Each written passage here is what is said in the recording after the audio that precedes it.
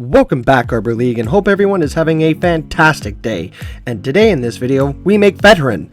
This team needs no introduction as we showcased it in our top teams video, but we ranked up with it and we are showcasing it again, so like, subscribe, and turn notifications on, and let's get into it.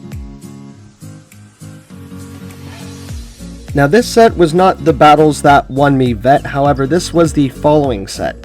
The set that got me there was a 4-1, and as I began it, I was recording, but my one loss was an RPS match with a bad lead and lag that made me rage quit so hard, and I stopped recording.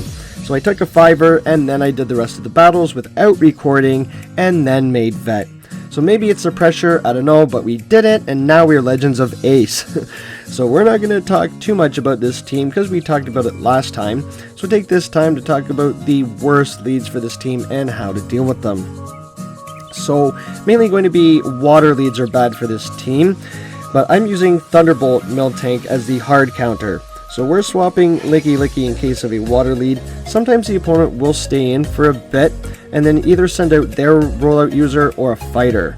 So if it's fighter, we're hard countered on both lead and swap, but it's not terrible. Most counter users want to farm all the way down or to 100 energy so you can, in that time, get an earthquake and a body slam off, or 2 earthquakes depending on how the opponent wants to play. And that puts Medicham and Scrafty like into the red sometimes. So the bulk allows you to get 2 moves off at least. So you could either shield something from them if they throw and either KO the fighter or get a shield back. In the other case, you can let Lickilicki go down, keep your shields, and farm down with Skeledirge, and usually up energy and or shields. Skeledirge can actually deal with waters. Because things like Poison Jab Seeking, we resist the poisons, but Shadow Ball deals some heavy neutral damage, right? We can get a shield back from the bad lead also. So then we swap into Miltank, and hopefully shields up. Skeledirge and Miltank with shield advantage can deal with the third. So I've been putting up some graphics here of some of the water type losses here in the video, but you'll notice something about some of these waters is that they all lose to rollout moves. That's why this team is so strong. Discover each other's weaknesses pretty good. You can still deal with negative leads. It's getting me up into Vet Expert range. But I'm starting to see more crocodiles, so the crocs are coming out to play. So it's just bad for that lead is a bad lead for the whole team, right? The mud slaps just shred through Skeledirge, and Crocodile recently did have access to Brick Break, which is super effective against the normal types, making the mud slaps add up even more. However, we are bulky boys in the back, and Croc is a glass cannon and needs to start shielding body spams eventually.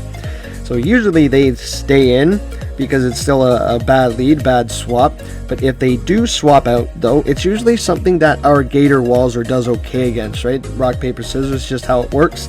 So we can use this swap to get ahead on energy on Skeledirge and throw super effective disarming voices into the Dark Croc. That's why Skeledirge is so good, right? It's also very flexible, and if you give it an advantage, it'll give you one right back. Same reason the Scrafty match isn't terrible either. We wall the fighting moves, and we survive one foul play, maybe boosted depending on IVs, and we can get 2 double super effective disarming voices off on the Scrafty, either taking them out or getting health and shield advantage. So Galarian Slowbro, because of the addition to Surf, that match actually could go either way. Oh, and Brutal Swing. Because both Brutal Swing and Surf are super effective, but they're not stab. So you can survive one. So to play that out, you can survive one and shield one, and the Incinerates will really start to add up on the Galarian Slowbro.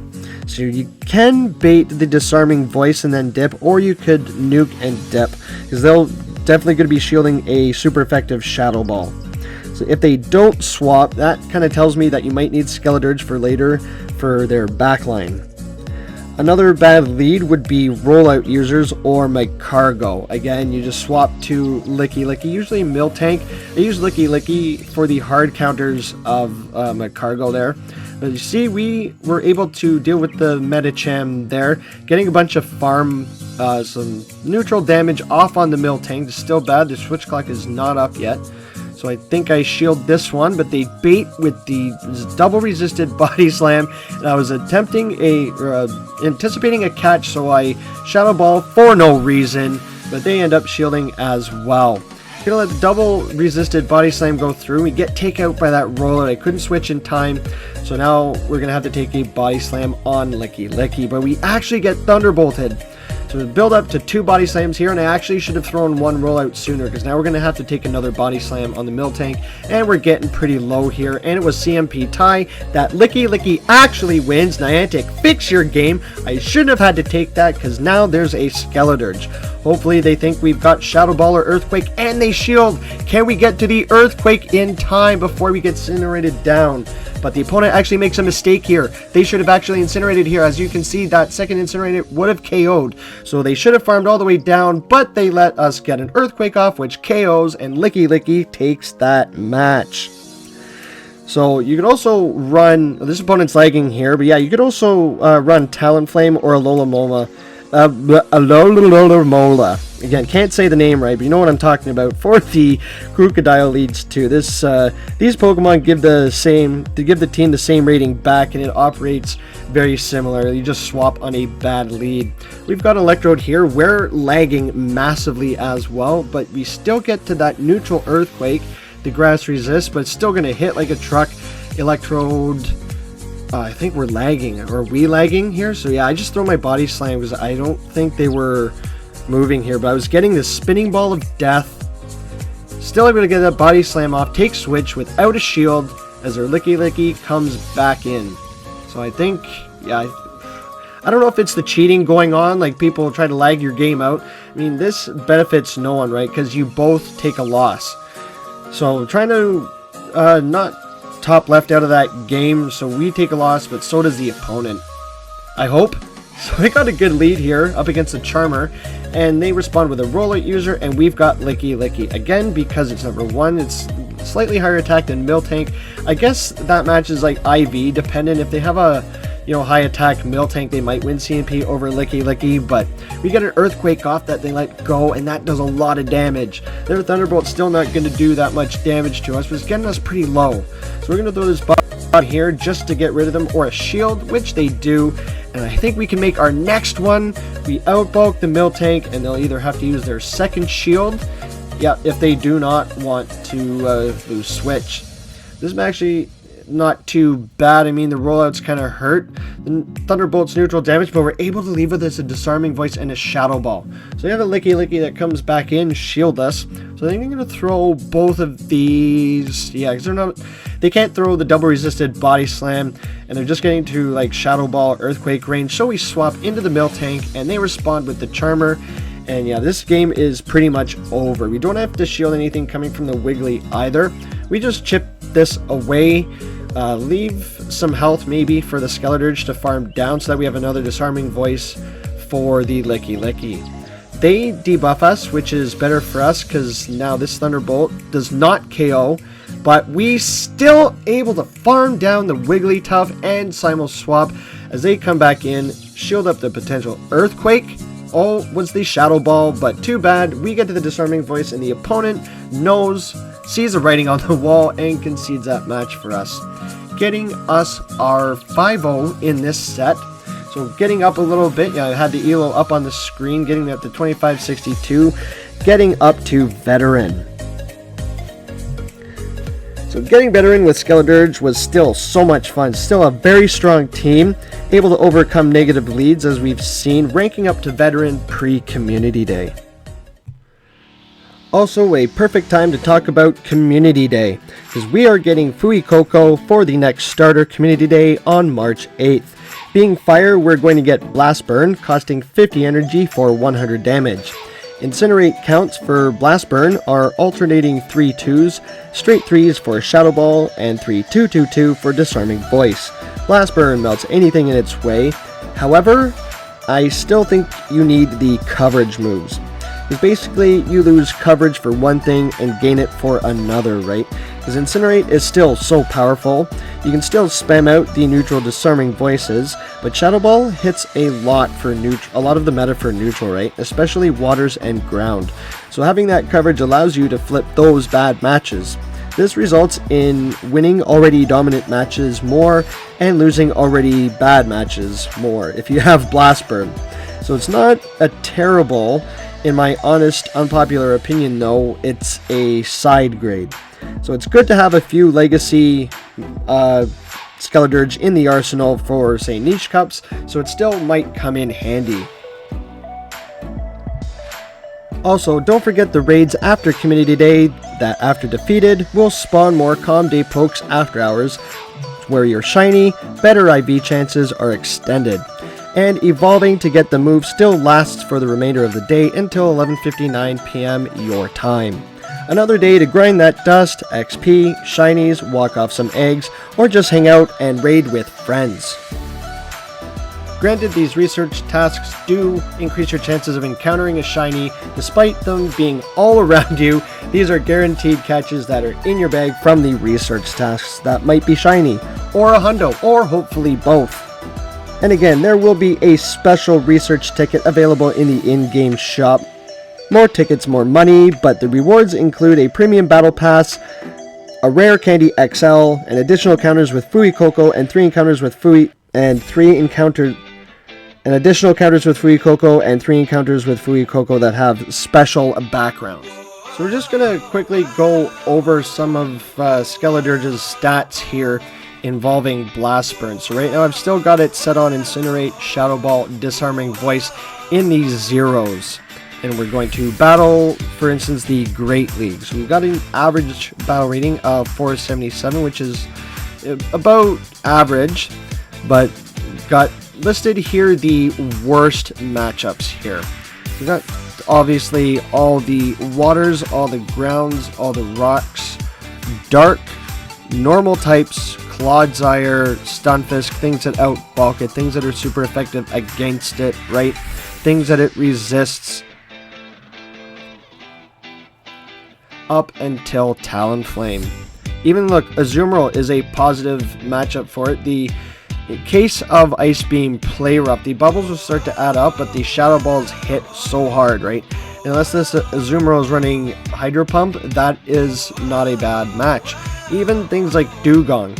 The Icy Wind, yeah, they can debuff us, but the ice is resisted, so they want to throw non-stab drill runs, which we also survive about 1, plus we resist the ice shards, maybe 2, so that's not a bad matchup for us as well. Even the Toxapex, because we resist the poison types, even against other ghost types like Annihilate with Rage Fist, we can spam out that super effective Disarming Voice and get rid of the fighter.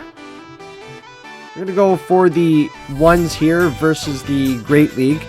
The average rating sort of has gone down a bit, but we still lose to the same Pokemon, right? Like all the waters, all the normals, Drapion especially, Malamar, Mudslap, Whack, Clodsire, Carbink, Corsola. We're starting to see the same pattern, but in the ones, we actually start losing to Azumarill.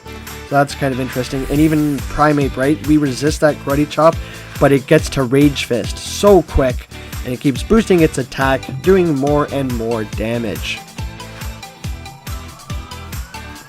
Going up to the 2s here versus the Great League, and it actually goes back up to 478. So again, we are still losing to the Waters, the Mandibuzz, the Flyers. Carbink's a really bad problem, and all the Mud Slappers, all the normals, the same pattern over and over again.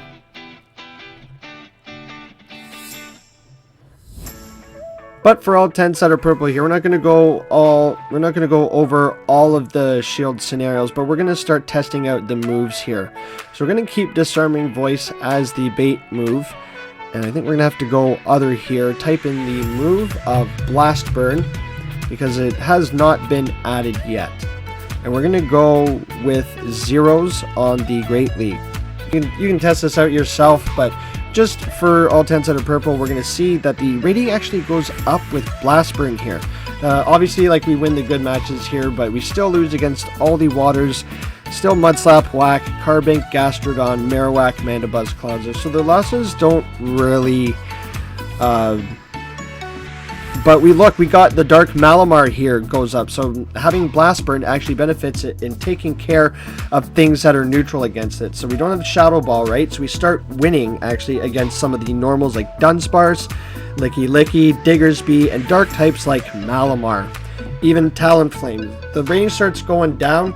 We don't have that Shadow Ball, and the Disarming Voice is also resisted, right? So we got everything resisted versus the Talonflame.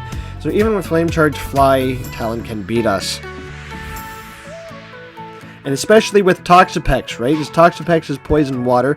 So the poison is resisting the fairy and the water is resisting the fire. So that starts going down for us. That starts turning negative. The Azumarill starts turning negative because we have Blast Burn now, which is resisted, and Azumarill extremely bulky.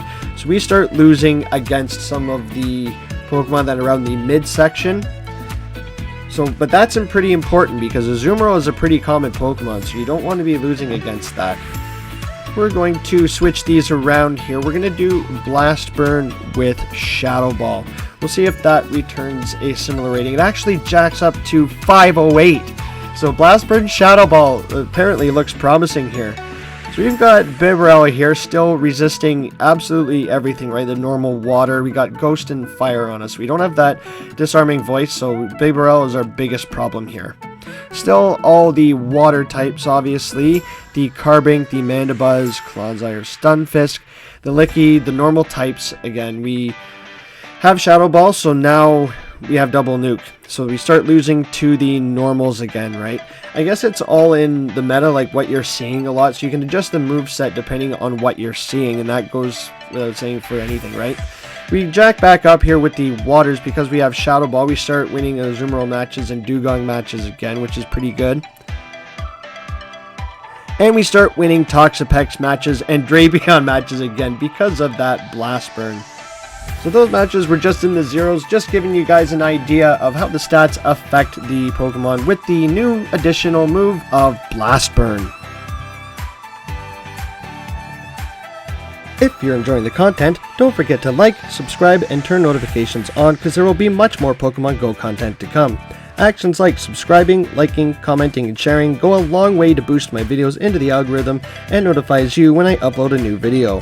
Until then, I've got lots more spicy anti-meta content on my channel to check out in the meantime, which also helps.